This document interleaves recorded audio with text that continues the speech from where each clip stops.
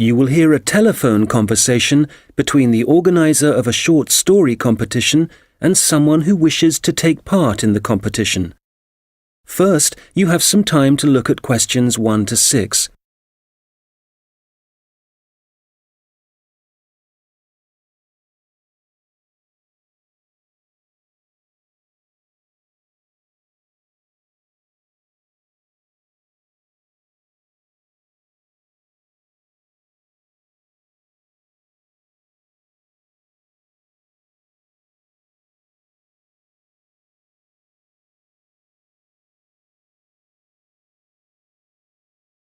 Good morning, Dave speaking.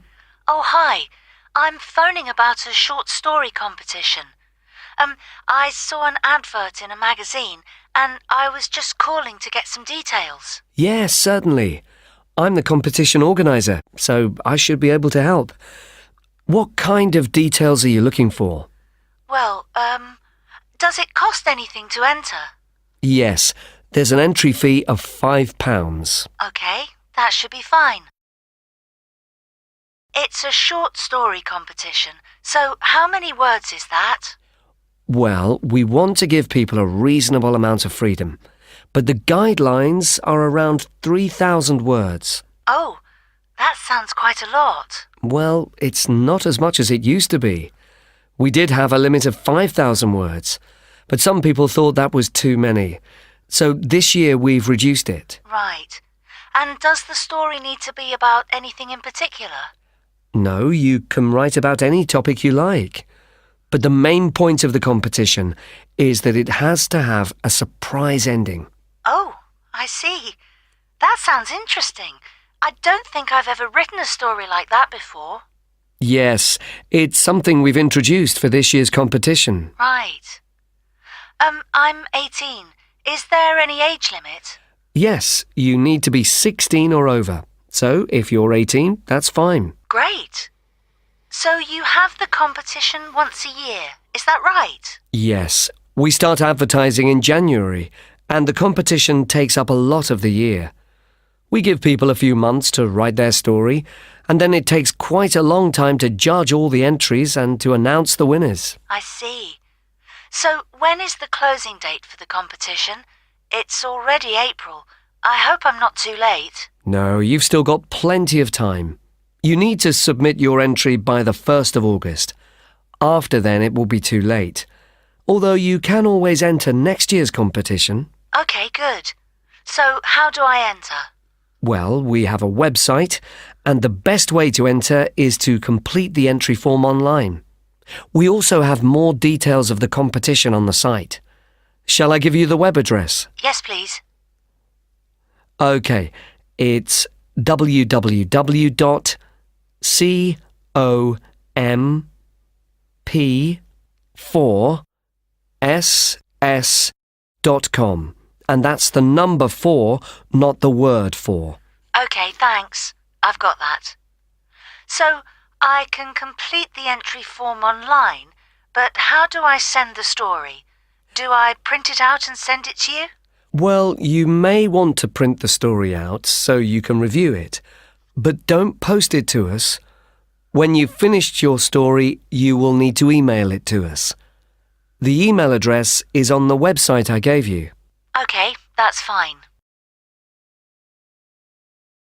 Before you hear the rest of the conversation, you will have some time to look at the questions 7 to 10.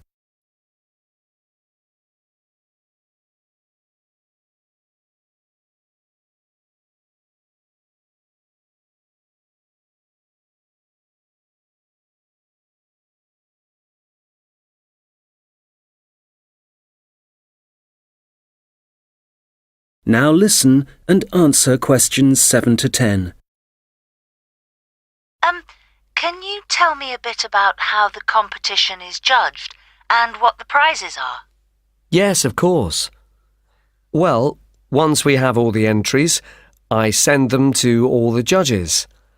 Our competition is quite popular, so we are lucky to be able to use famous authors who are very interested in the competition. That's fantastic.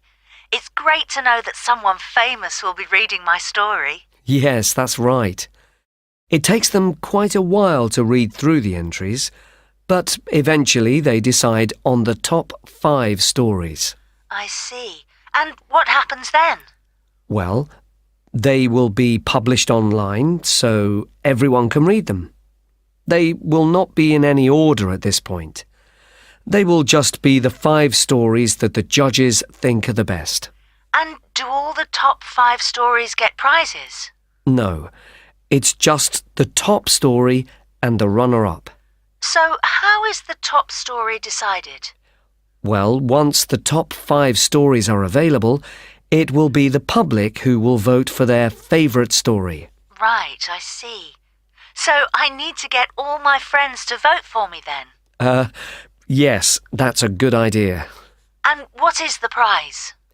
Well, the runner-up gets a prize of £300. But the winner gets a trip to Spain to attend a workshop for writers. Wow, that's brilliant! I'd better get writing straight away.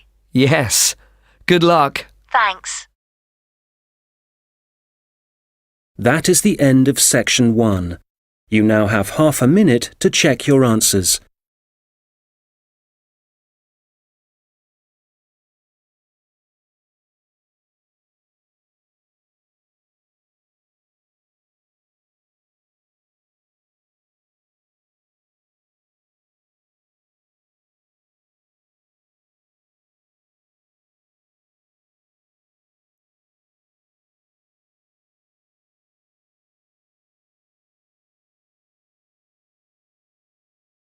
Now turn to section 2. You will hear a guide talking about a sea life centre. First, you have some time to look at questions 11 to 17.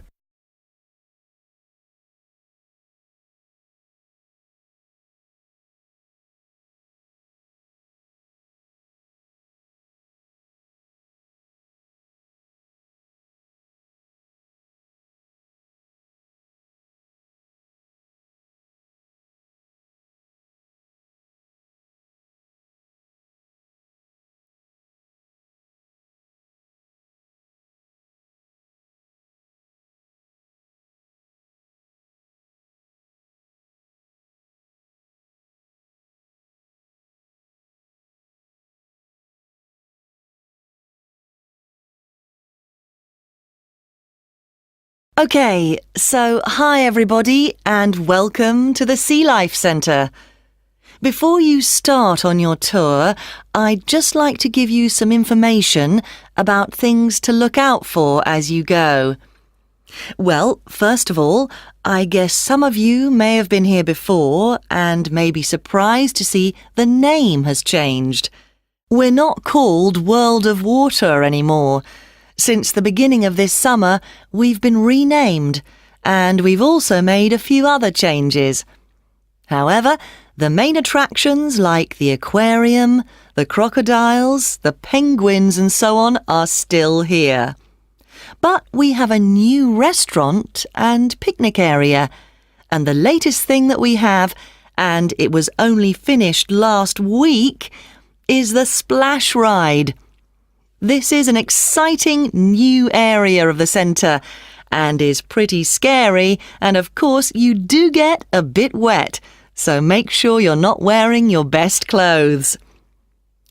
As I said, the main attractions are still here, and the most popular thing that everyone wants to see is feeding time, especially for the crocodiles and the seals. We used to have the main feeding time in the afternoon at around 3 p.m. But we found that some of the animals got a bit hungry waiting until then, and so we now have it at noon. They seem much happier with the new time, although it's a bit difficult to know what they're thinking. Now, I'd like to mention something new that we've introduced this year that we're very excited about. It's called a VIP ticket. The VIP ticket costs an extra £2 per person, and you will be amazed at what it allows you to do. With this, you'll be allowed to feed the sharks. Now, I know that for some people, this might be quite a frightening thing to do, but it is perfectly safe. For those of you who are a bit unsure, we do have a video you can watch to see what happens. It's a great experience, and your friends will be very impressed. Speaking of friends, I'd just like to remind you that the Sea Life Centre will be more than happy to organise a birthday party for you and your family and friends. If you need more details, you can speak to me afterwards, and there are also forms at the entrance that you can fill in. I'd also like to bring your attention to the good work that the Sea Life Centre is doing in support of animal conservation. I'm sure you're all aware of the worrying situation with a large number of species facing extinction. Here at the Sea Life Centre, we're taking action by asking as many people as possible to sign a petition.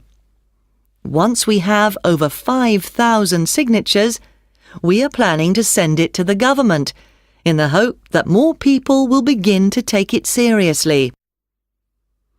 Right, well, there's obviously a lot going on at the centre and a lot of things to discover. At all the attractions, there is helpful information, so please read as much as you can, and if you want to see what you've remembered, please do the quiz after your visit. There are no prizes, of course, but I'm sure you'll be surprised by how much you've learnt. Before you hear the rest of the conversation, you will have some time to look at the questions 18 to 20.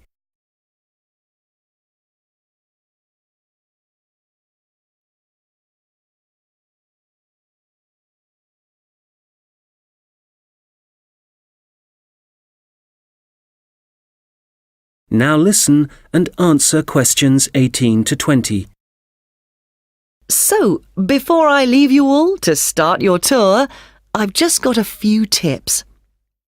There are a large number of attractions, and you may not have time to see them all. Of course, there are the old favourites like the aquarium and the crocodile cave, but if you don't have time to see everything, make sure you visit Turtle Town, which is beyond the aquarium and the seal centre. This is very special and has a large number of endangered species, and as it's at the far corner of the Sea Life Centre, it often gets overlooked. I also have to apologise for the Penguin Park. This has needed some urgent work to be done, and so will not be open for the next week. We're very sorry about this, but I'm sure you'll find the Seal Centre, which is directly opposite it, will keep you entertained just as much, if not more. We're also very busy today, as you may have noticed on your way in. Everyone starts here at the aquarium, but as it's so big, there's no waiting to get in. But today, we're expecting a lot of people to want to see the crocodile cave, as a couple of eggs have hatched out. So expect delays there and, if you like, move on to the Seal Centre first and then go back when things are quieter towards the end of the day. So, I'll leave you now, but if you have any questions, I won't be far away, and have a great time at the Sea Life Centre. That is the end of section 2. You now have half a minute to check your answers.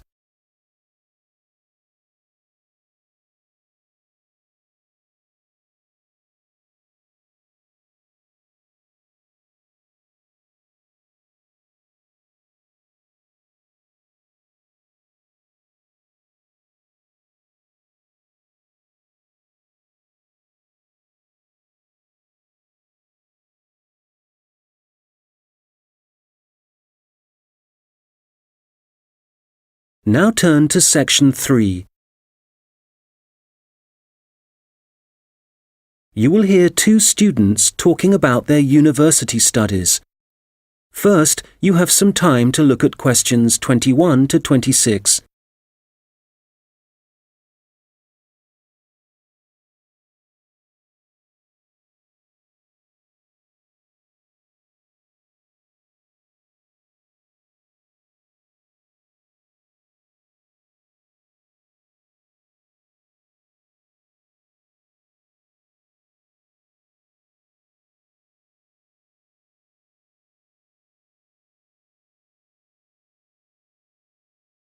Oh, hi, George. How's it going? Hi, Martina. It's going well. How about you? How's university life? Well, it's great.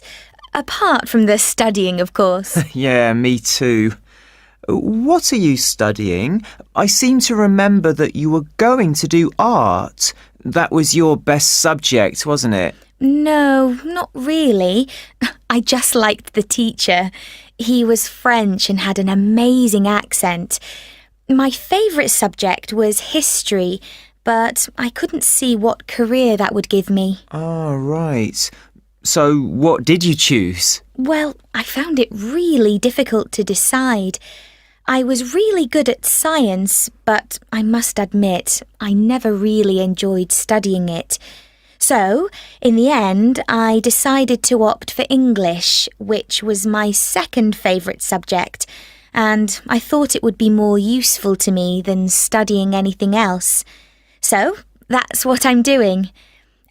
How are you finding university? Well, it's a bit of a challenge, I suppose. Are you finding it difficult? Well, some of it. I'm doing mechanical engineering, which is really interesting, but it covers quite a lot of areas, like materials science, machine design, physics, and of course mechanics. And they're all fine, but it's maths that I'm struggling with. It's a lot harder than it was at school. I can believe it. It all sounds very difficult to me. But then I never was very good at mechanical things. I suppose it must involve some practical work. Well, not at the moment. Currently, it's nearly all theory, so it's a bit heavy going. I guess you need to start with that so that you can get a grasp of the concepts and learn a few facts before you start putting it into practice. It must be a lot different to the course that I'm taking. Yes, but in a few weeks we'll be having a lot more practical experience. In fact, I've got a great assignment this term working on jet engines, which means I'll be going on a few field trips to a nearby airport. Oh, that's great.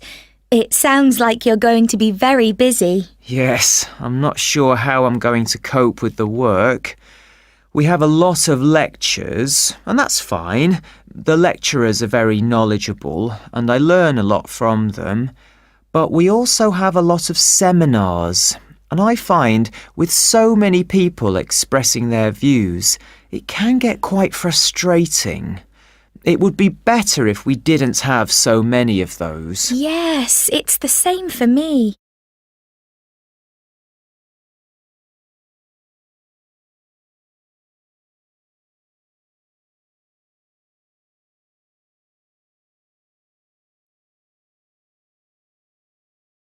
Now listen and answer questions 27 to 30.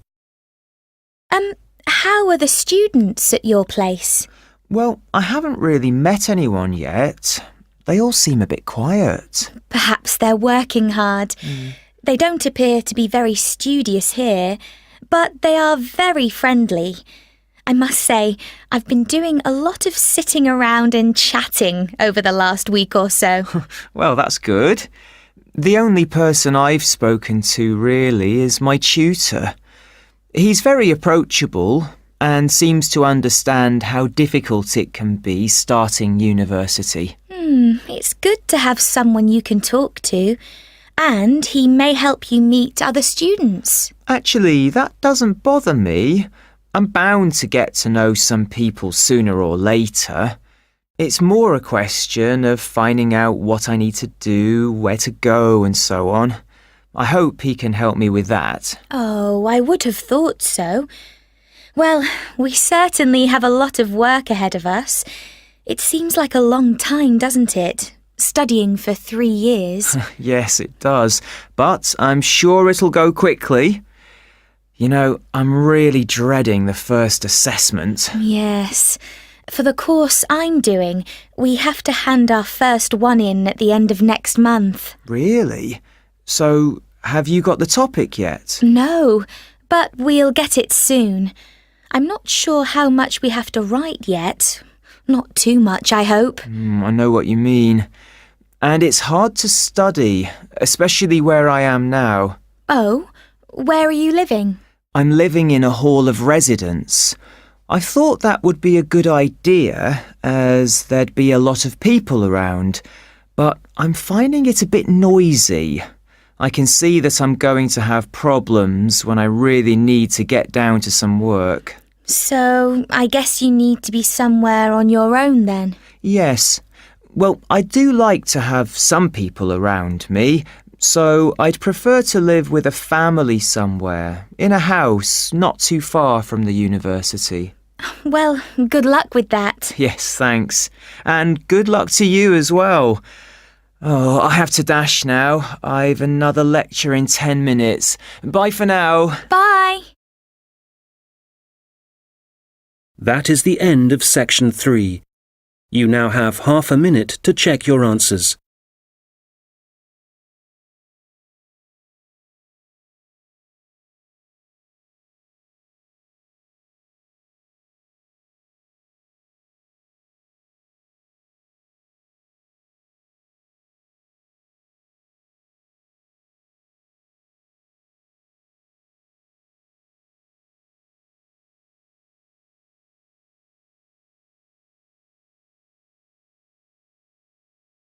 Now turn to section 4. You will hear someone talking about creating a presentation. First, you have some time to look at questions 31 to 40.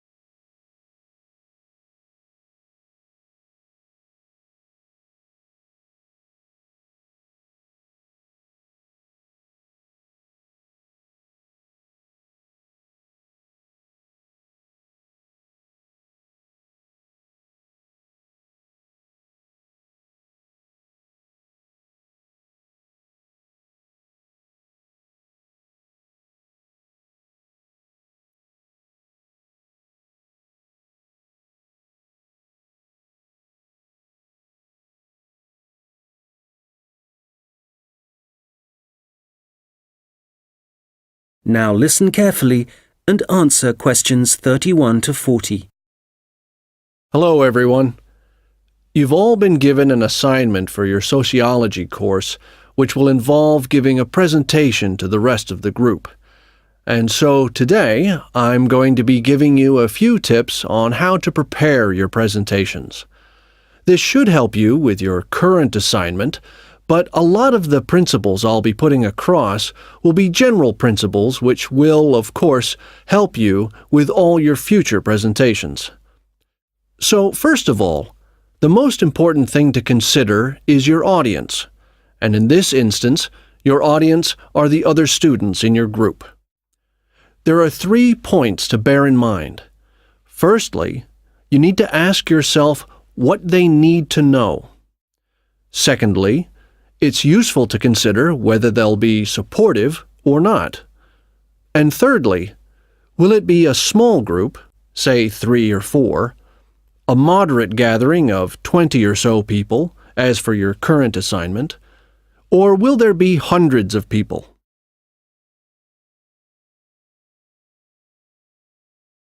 Having said all that, what I'm about to tell you will apply equally to any audience. So, How do you structure your presentation? Right at the beginning, you should tell them something that forces them to pay attention. This could be something surprising or even shocking, but it needs to be relevant.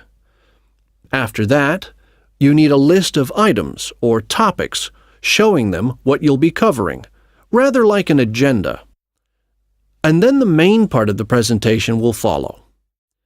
This main part will be the detailed information you'll be presenting, and could include facts, statistics, personal experiences, etc. After this, you should summarize what you've presented and close with what I call next steps. For this assignment, you could simply point the group to other sociology reference material. In other cases, you may want to suggest some actions that people can take. Now, what about the design of the slides for your laptop? Well, the important thing here is to be consistent. You need to have the same type of font and use the same color and size for the same elements. For example, all headers need to look the same. All bullet points need to be presented in the same way. And don't just stick to words. Bring the presentation to life by adding graphics. These could be in several forms, such as pictures, flowcharts, diagrams, histograms, and so on. And so let's move on now to presenting. You have your presentation prepared, and you're ready to start. Well, it's important to give a good impression from the start. So take 3 deep breaths, look at the audience, no matter how frightening they may be, and be enthusiastic and energetic. As you go through the presentation, remember to provide some variety in the way you speak. So, for example, you can talk fairly rapidly for information that may be familiar, but then slow down for more unfamiliar sections. And change your tone as you speak. Don't keep it at the same level all the way through. As I mentioned, look at your audience. A good tip is to pick people out and look at them for around 5 seconds. Not looking at the audience gives the impression that you're either not interested in them or terrified of them. Looking too long at one particular person may make them feel rather uncomfortable. There may be points in your presentation that you want your audience to really absorb, and in order to make important points stand out, you may consider adding silence right after these. It will give people time to reflect on what you've just said. Also, you may be presenting complicated ideas or technical details, but try to keep everything as simple as possible. Use simple words and as few as possible. And be clear. If you say something like, "This appears to be," it implies uncertainty. So using weak verbs such as appears, seems, could be, etc., needs to be avoided. I'll just finish off with a few thoughts on questions and interruptions from the audience. You may choose to invite questions from the audience as you go, or ask them to wait until the end. Either way, questions should be encouraged, as it provides you with some feedback on how interested the audience is and how well they're understanding you. When a question is asked, you need to provide an answer that is as accurate as possible. So, initially, my tip is to repeat it. This will ensure you have heard it correctly and will give you a few seconds to gather your thoughts. Interruptions, on the other hand, can be unwelcome, and you may get them for a variety of reasons. It's likely, however, that there's something in your presentation that's unclear or confusing. So my advice is to reduce problems by reading through your presentation beforehand and predicting potential points which could cause interruptions. You may then want to change that part of your presentation, or at least you'll be prepared if someone does interrupt you. Now, do you have any questions?